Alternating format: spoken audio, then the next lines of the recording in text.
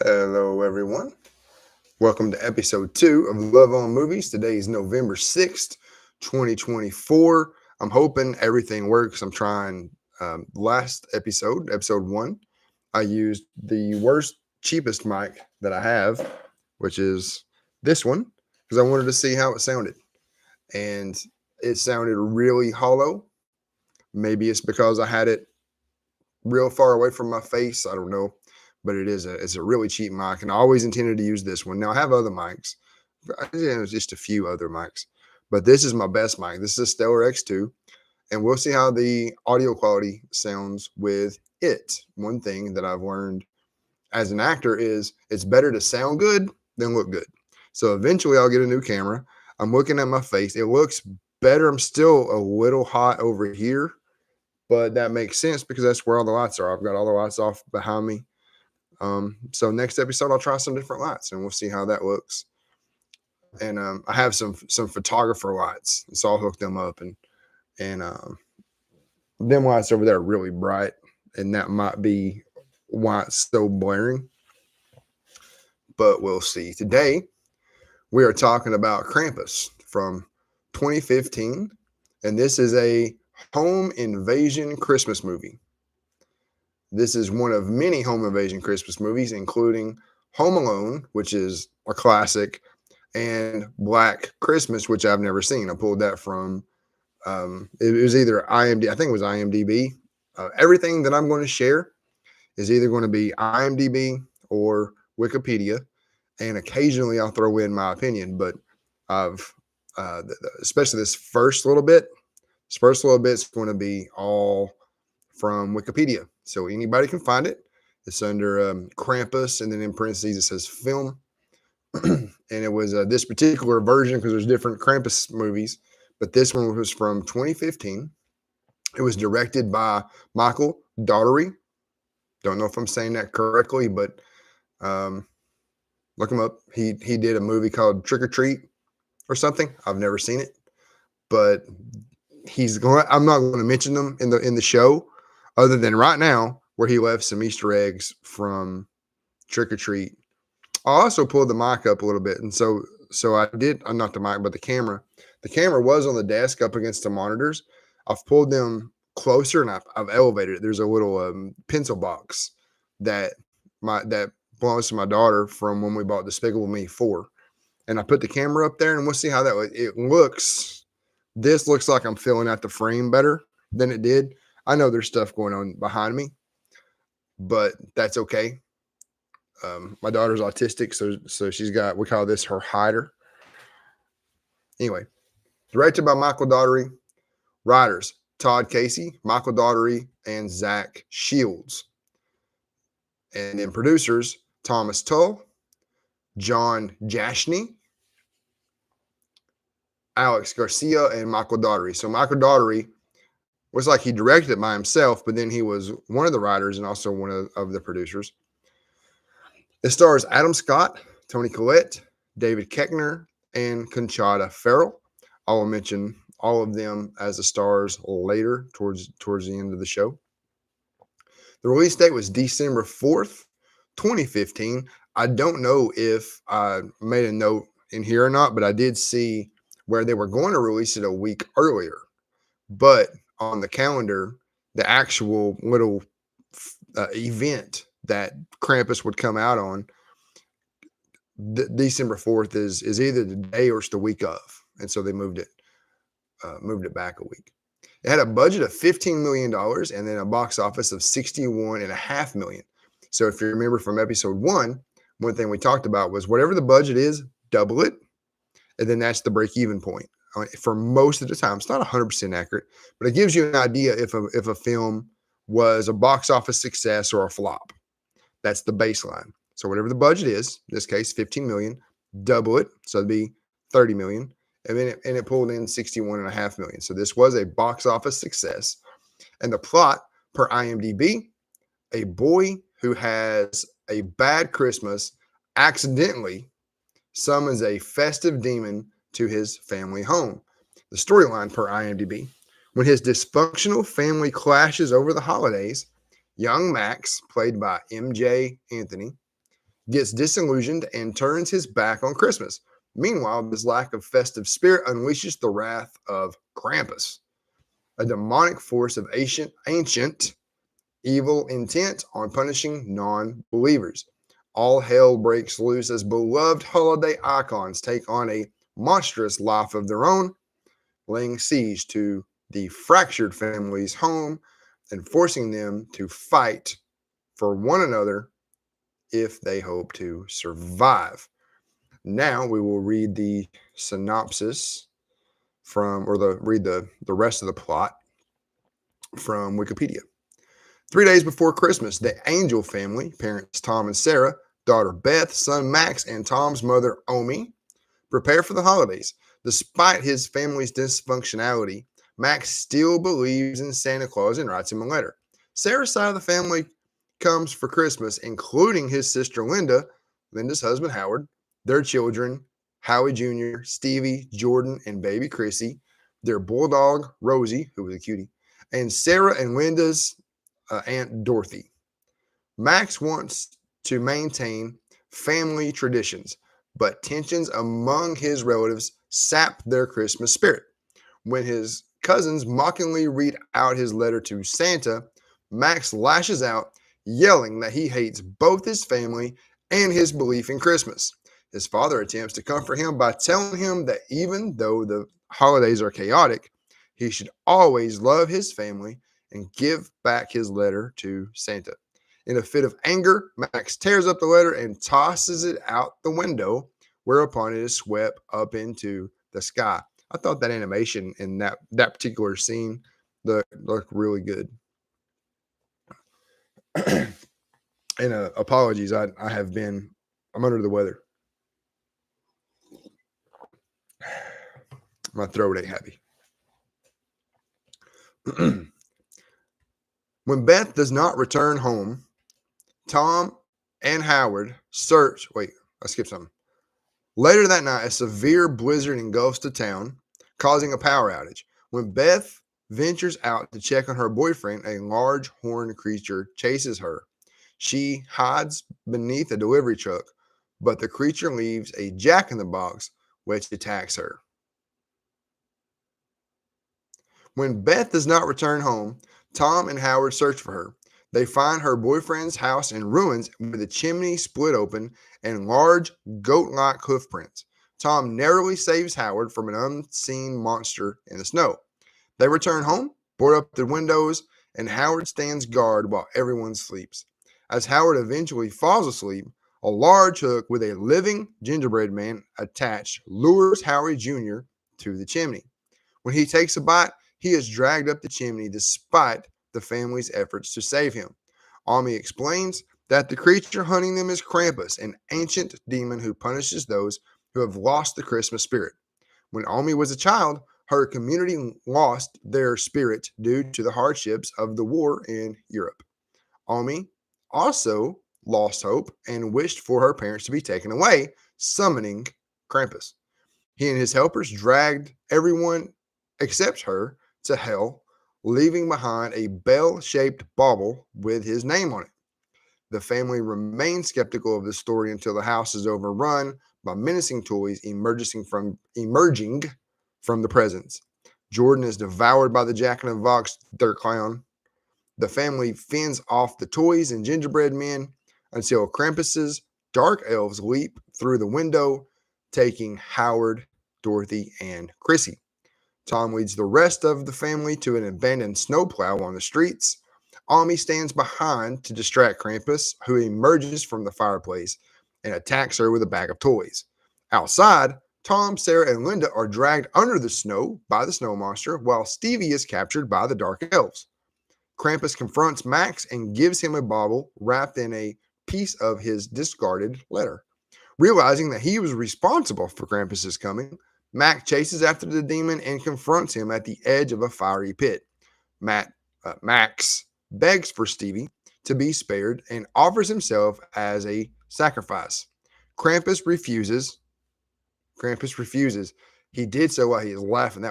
That was one of the better parts of the movie, I think. Krampus refuses and tosses Stevie into the pit.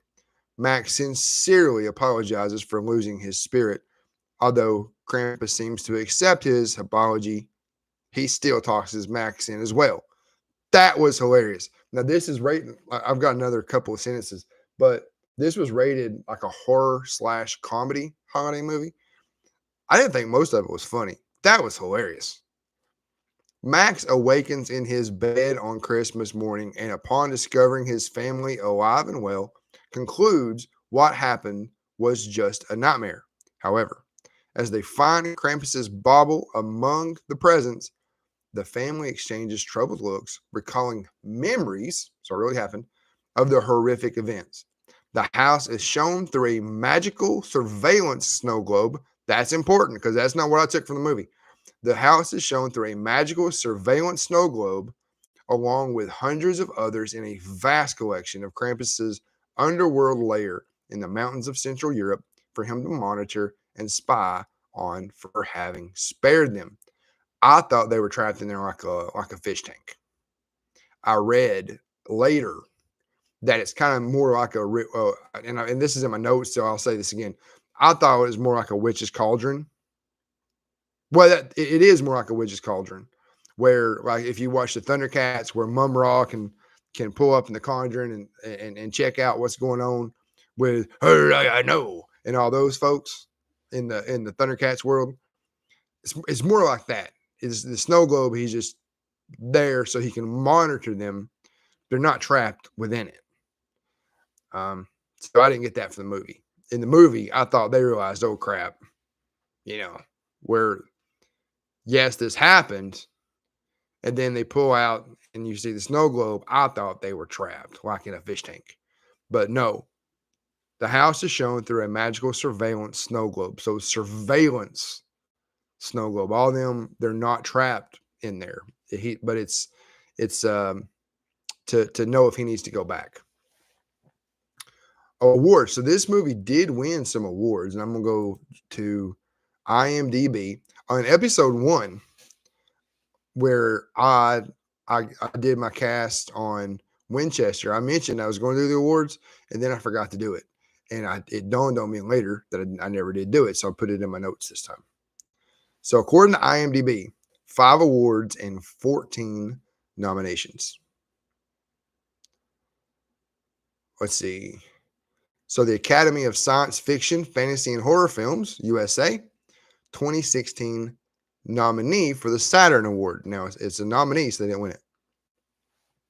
Australian Cinematographers Society, 2016 winner for features and cinema with a budget of $2 million and over. And that went to Jules O'Loughlin, who was the director of photography.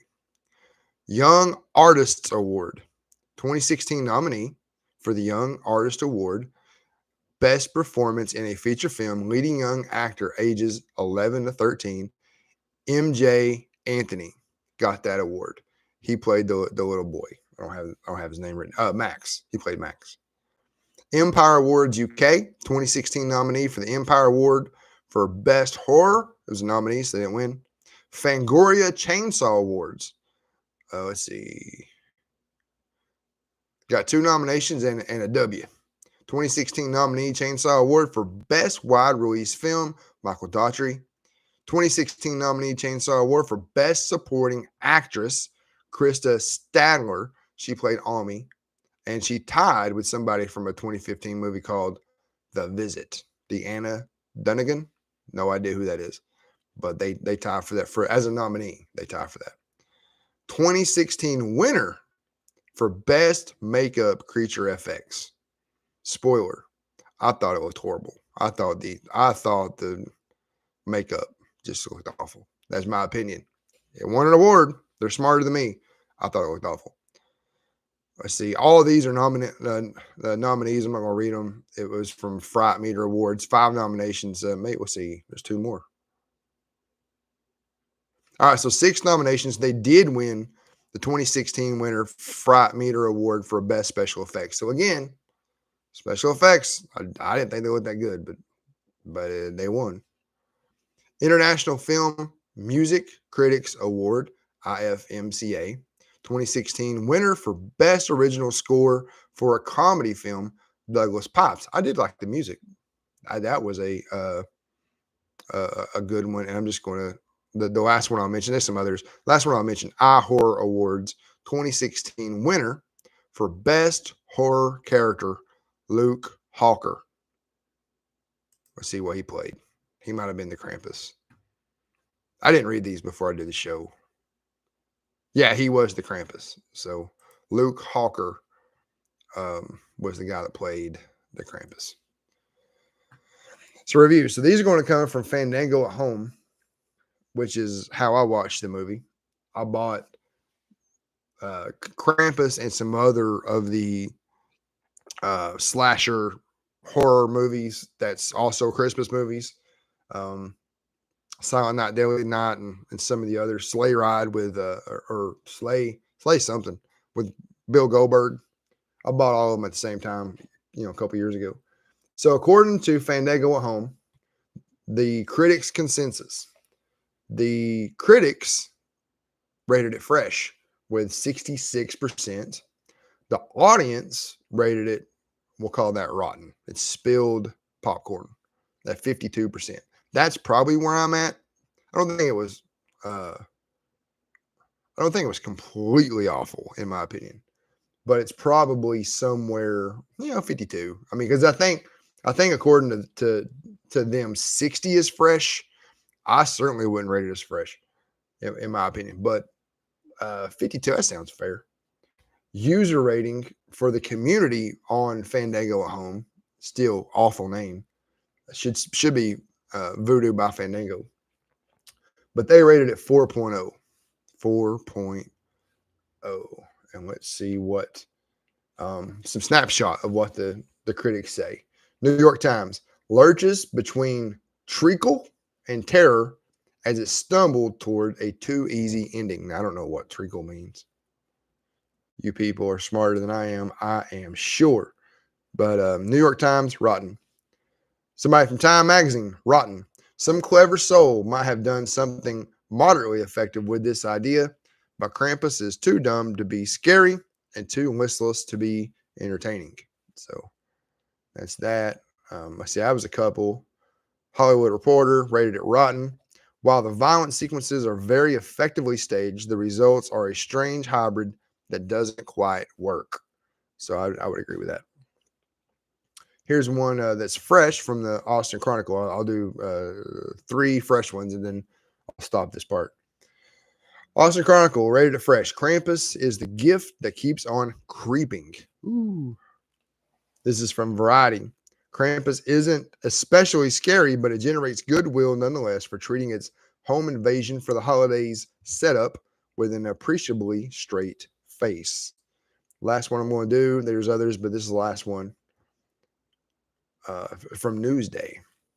It's a pleasantly perverse idea with potential for grisly humor, cultural satire, and the kind of murderous fantasies that run through all our heads while relatives overstay their welcome. So we'll stop there for reviews, but here's my personal take. This show is called Love on Movies, and so I'm not going to do a podcast and not show it some kind of love, even if I'm going to rate it rotten, even if I wouldn't necessarily recommend it. But I'm going to tell you what I did like. So what I liked. I thought the acting was good. There were a couple of actors that I recognized, David Koechner and Conchata Farrell.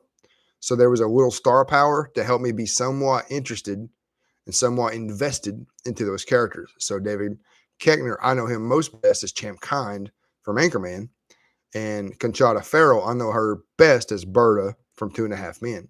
So I had somebody to pull for. Pull my pull YouTube back up so I can see myself. There we go. It looks like everything's still working, so I'm gonna keep going.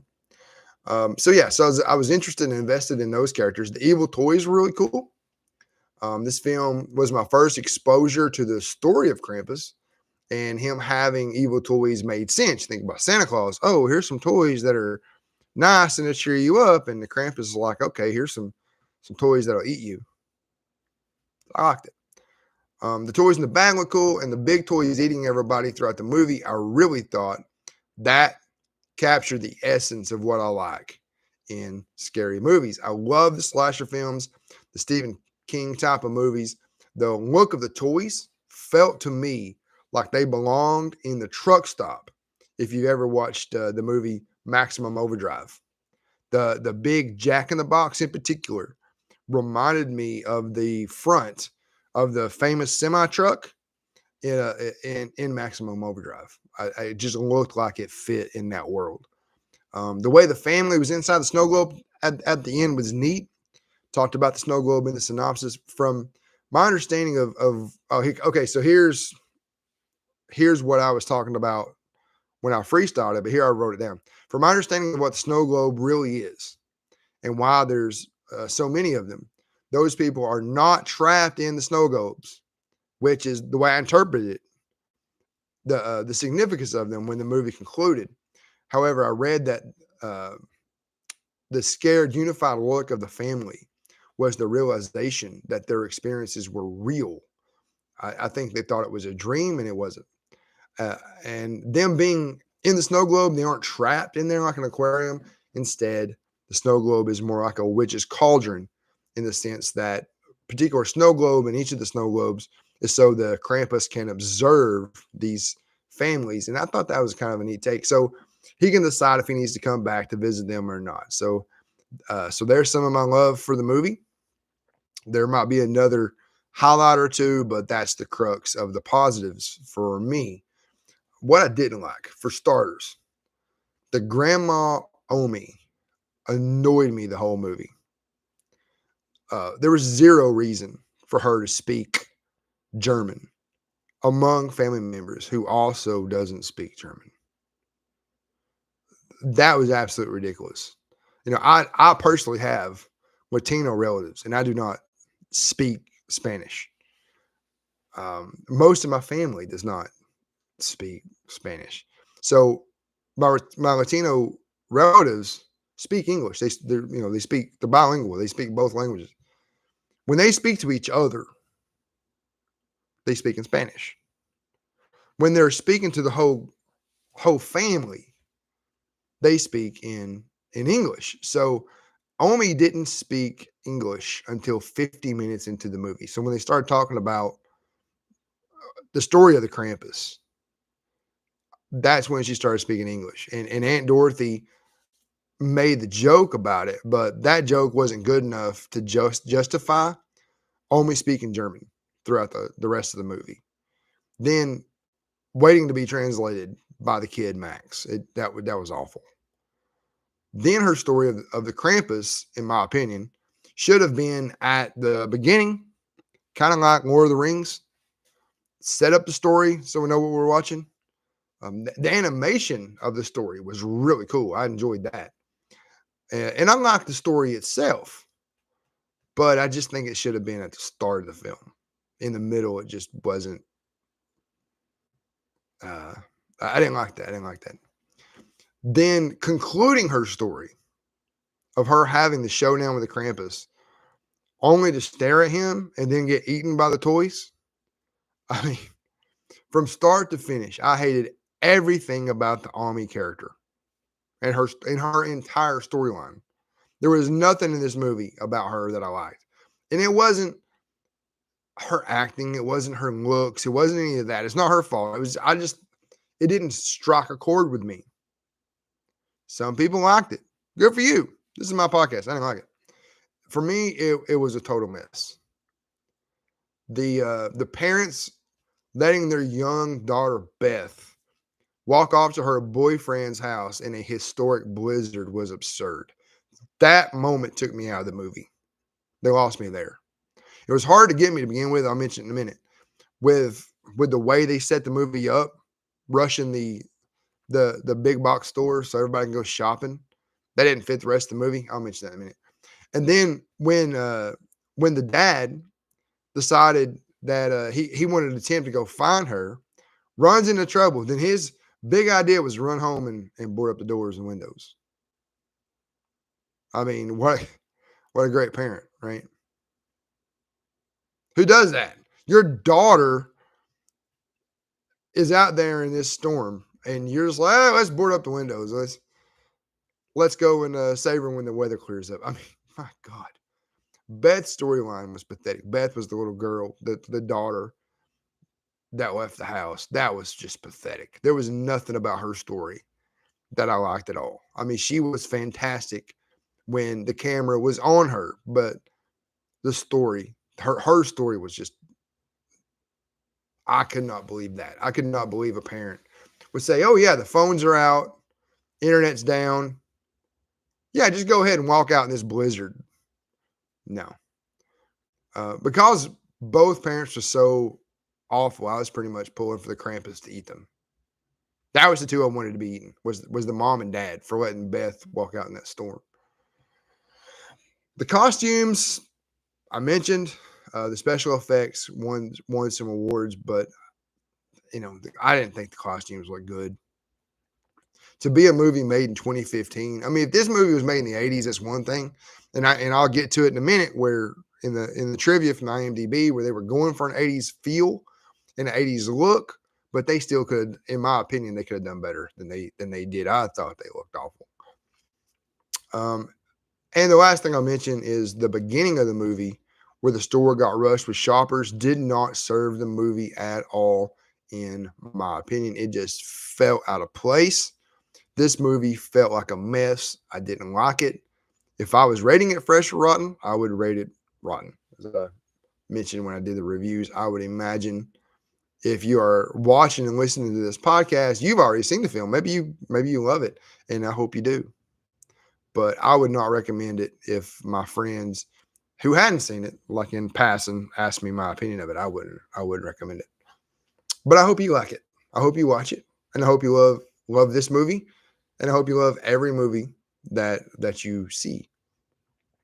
And I'm a pretty generous person when it comes to giving out reviews. That's why I'm only doing fresh or rotten, because if I was doing a 1 through 5, everything get a 5. If I didn't like it, I'd be like, well, I'll give it a 3, and I'd try to justify giving it a 3. Oh, I like the acting. I thought the acting was fine. Oh, there was it was supposed to be a comedy, and there was 2 funny jokes in the whole movie. So I'm going to give it a pass. No. Would I recommend it? Would I not recommend it? I wouldn't recommend it. So here's some trivia from IMDb. The film was originally, so I mentioned this earlier. The film was originally set to release on November 25th, but was pushed back to December 4th to coincide with Krampus. Look that up. I probably didn't pronounce it right, but that is a traditional Austrian festival held on December 5th. This movie came out on the 4th. This is an Austrian festival that's held on the 5th that celebrates the Krampus coming to punish naughty children. The Krampus's final design was distilled, I'll get a drink in a second, from various postcards and illustration of the creature over the years. My mouth needs a little bit of coffee.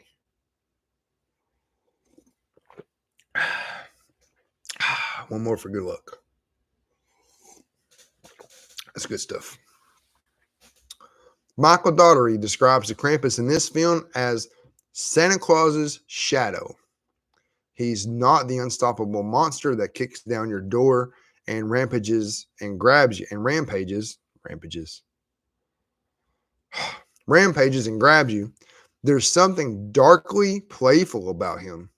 I didn't think he was all that playful.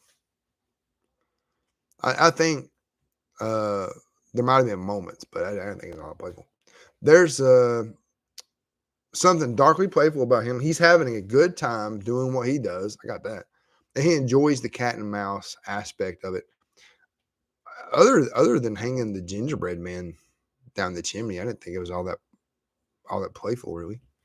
Krampus is a huge part of Austrian and German folklore.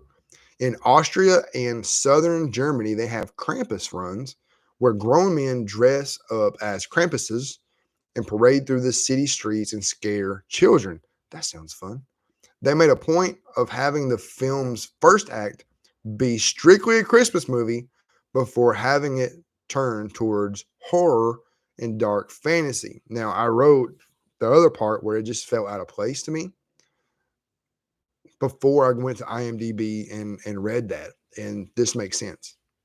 They wanted it to have a Christmas movie feel, but it didn't change it. So I mean, it did. It felt out of place to me. When Tom speaks with his mother, he does not speak standard German, but Austrian dialect. So this family was clearly Austrian, which was same as Arnold Schwarzenegger. The Krampus is most associated with Austria. So even though they're speaking German, they're not talking about Germany necessarily, they're talking about Austria. Many of Krampus' minions are also real Christmas/winter folk figures in European cultures, such as the Yule goat, which is from Scandinavia. The creatures with Icelandic names are named after the Icelandic Yule lads, who are said to visit homes each of the 13 nights before Christmas. That's kind of cool. I don't know nothing about the Icelandic Yule lads or the 13 nights before Christmas, but yeah, that sounds pretty cool. Understandably, with the controversy that surrounded other Christmas horror movies like Silent Night, Deadly Night from 1984, side note, I won't do it this year, but at some point I will cast that movie. I have it. I think it's good. I've read some of the trivia about Silent Night, Deadly Night from 1984, and the trivia is fascinating. And so I'll cast it, but it probably won't be till next year. At the earliest, it'll be next year. I'm not going to do any more of the scary Christmas movies this year. Next, episode 3 is going to be the Santa Claus 3. So just side note. With the controversy that surrounded other Christmas horror movies like Silent Night, Deadly Night from 1984 and Black Christmas from 1974, Krampus of 2015 was a hard story to sell. It wasn't until Legendary Pictures agreed to a PG-13 rating that Universal greenlit the movie. Michael Dougherty originally wanted to use the Universal Studios logo from the 1980s at the very start of the film. So here's the first mention of my notes where they were drawing from the 80s as inspiration of making this movie, which is cool. Composer Douglas Pipes described his music as a collection of twisted Christmas carols with pagan thrown in. He incorporated the sounds of chains, bells, bones, and animal skin drums into the score and had choirs chant and whisper in different tongues. I love the music. That was a highlight for me. I loved the music. One of the few notes they received more than once from the studio was to cut back on the baby crying. I threw that in there. I don't remember the baby even crying, but apparently that was a note. The opening sequence was shot on location in a single day at an apartment store in New Zealand. I said that to say this: 95% of this movie was shot on a soundstage, so it was like the house was on a soundstage. The early shots of the other houses in the neighborhood are all digital, and they took that opportunity to design some of them after famous houses from 80s movies. That's cool. Omi Angel, Engel.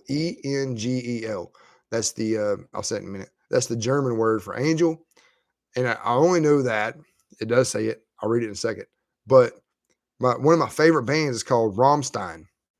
And they had a big hit, I think it was 96, called Du Hast. And I went out and bought that record. And I think it was the second song on that record was called Angel. And that's still one of my favorite songs.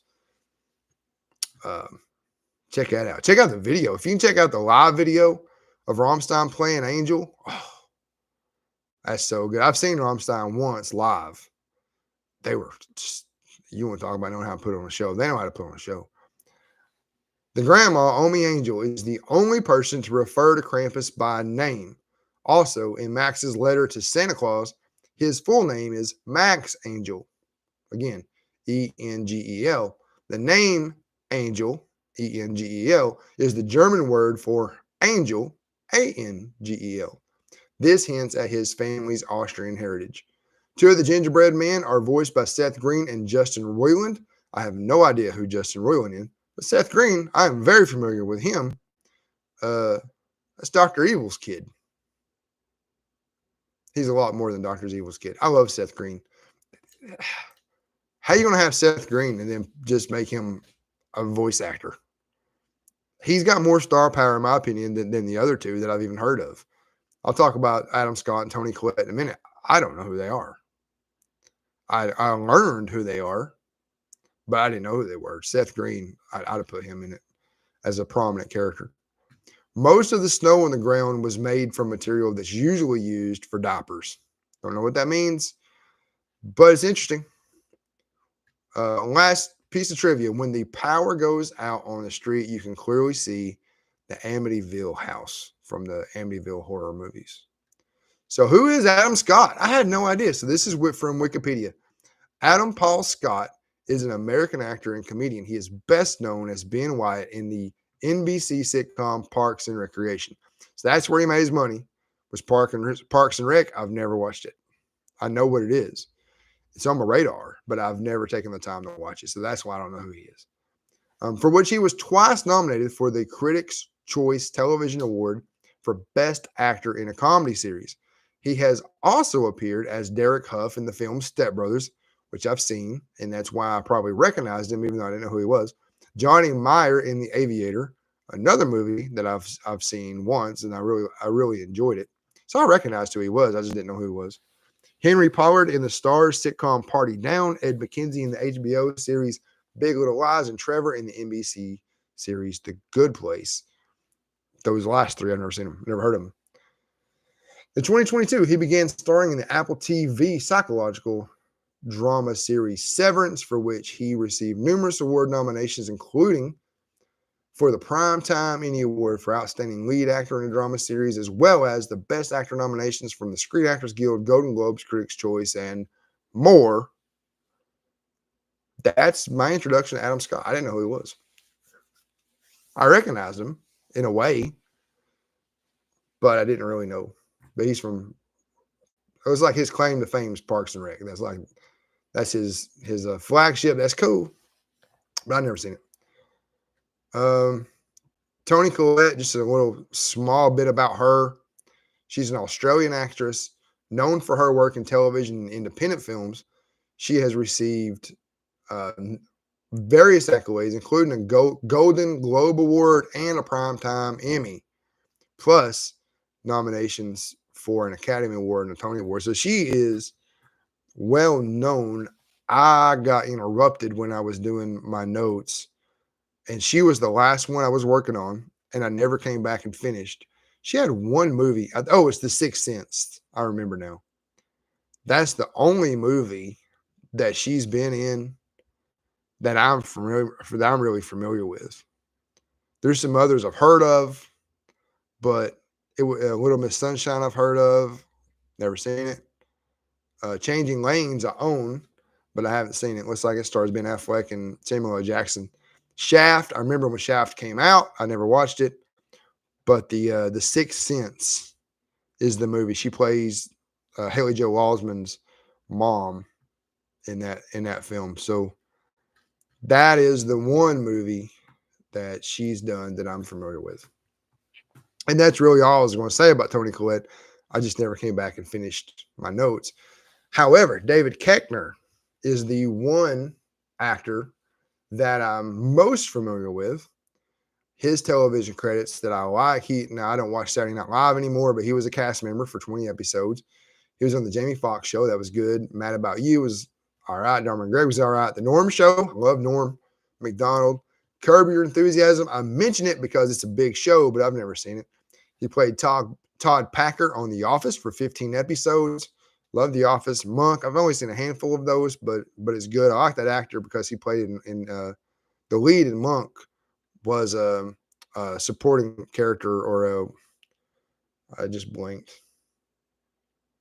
Series regular. So I think he was a series regular on Wings. He played Anthony. Tony played something on Wings. King of the Hill, love that. Chuck was a great show. All Hail King Julian's is one of my favorite cartoons, and Bones. Film credits that I like: Dirty Work, a Norm Macdonald movie. Man on the Moon, brilliant. Austin Powers, The Spy Who Shagged Me. Speaking of Seth Green. Anchorman 1 and 2, he played Champ Khan. That's why I know him from. The 40-Year-Old Virgin, the awful Dukes of Hazzard movie, he played Cooter. Snakes on a Plane, Talladega Nights, The Ballad of Ricky Bobby, Shake and Bake, Larry the Cable Guy, Health Inspector, Semi-Pro, love that movie. Get Smart, another good movie. Final Destination 5, I haven't seen it. And then the last movie I'm going to mention is Krampus. So that's the movie. See, he's got a big library of things that I'm familiar with, like Dharma and Greg was a show. I didn't watch it start to finish because back when Dharma and Greg was airing, streaming wasn't really a thing. I don't even think DVDs was really a big thing. We had VHS, and I don't know the TV series at that time, if they put their whole library out like they do now. But Dharma and Greg, I love that. I love Jenna Elfman. Jenna Elfman. My favorite movie she was in was Keeping the Faith with Ben Stiller and Edward Norton. I've been a fan of hers for a long time. So the last thing on this movie that I'm going to talk about, and I want to keep this show between 35 and 45 minutes. The episode 1 went just a little longer, but I figured out if I go through 6 pages of notes and I read the plot, that's going to put me right in that 35 to 45 minute window. 52, 53 minutes, that's fine. I just really want 35 minutes. And I don't want to go much longer, not much longer than 45. And right now we're sitting at 41 and a half minutes now, 41 and a half. So Conchata Farrell most notably played Berta, the housekeeper, in 2.5 Men and received 2 nominations for a Primetime Emmy Award for Outstanding Supporting Actress in a Comedy Series for the role, which her 2 nominations were one of them was 2005, one of them was 2007. Let me wet my whistle. She had previously been nominated for the Primetime Emmy Award for Outstanding Supporting Actress in a Drama Series for her performance in L.A. Law in 1992. So, you want to talk about somebody who knows how to act. 2 Primetime Emmy nominations for supporting actress in a comedy, and then 1 Primetime Emmy Award nomination for Outstanding Supporting Actress in a Drama. So, really, really good. Unfortunately, she passed away October 12th, 2020 from complications following a cardiac arrest. She was 77 years old. But it looks like most of her stuff that I am a fan of came from television, and then just a handful of movies that I will mention. So Maude, which was a hit with B. Arthur. That was before the Golden Girls. Hot L Baltimore, and this is notable. I've never heard of that, but it's notable because Maude was her first major credit that I found, and then in her second big project, second notable project, she was a lead. That's incredible. It only lasted 1 season, I believe, but wow. The Rockford Files, I've heard of it. Good Times, loved it when I was a kid. Love Boat, never watched it, but it's a big show. Matlock, loved that when I was a kid. It's a gnat that's annoying me. Night Court from the 80s, loved that show. Who's the Boss, loved that show. L.A. Law, I never watched it, but again, Primetime Emmy nomination. She was in 20 episodes. Murder, She Wrote, I watched that a lot when I stayed at my granny's house. Dinosaurs, TGIF, back when that was a thing and good. Walker, Texas Ranger, I watched a bunch of those when I was at my granny's house. Buffy the Vampire Slayer, the TV show. I've never seen it, but it was a really popular show. Touched by an Angel, I watched that as a kid. 2 Guys, a Girl, and a Pizza Place. That was the movie. That was the TV series that introduced me to Ryan Reynolds. And after 2 Guys and a Girl, it was I saw him in Van Wilder, and so I've been a Ryan Reynolds fan for a long time. I know he's popular now because of Deadpool, but I've been a fan of his way longer than that. Jag was a hit. Friends, she was in an episode. She played the judge in the one with Joey's Porsche. I've been watching been seeing a lot of Seinfeld memes lately, so I had Jerry in my mind, but she played the judge in the one with Joey's Porsche. She was on ER. If this light was bright enough, I would smack his gnat. But I can't see it until it gets like right here. ER is a series I've started, but I haven't finished it. I'm only like the third episode. Sabrina the Teenage Witch, love that. I'm still a fan of Melissa Joan Hart. Becker, and 2.5 Men, where she played Berta. She was recurring in season 1. Then she was a series regular from season 2 to season 12. Handful of films, 3 of them worth mentioning, plus Krampus, notable because that's the movie we're talking about. Then her last credited film, which was released after her death, was Deported. But the 3 other movies that I want to mention: Edward Scissorhands.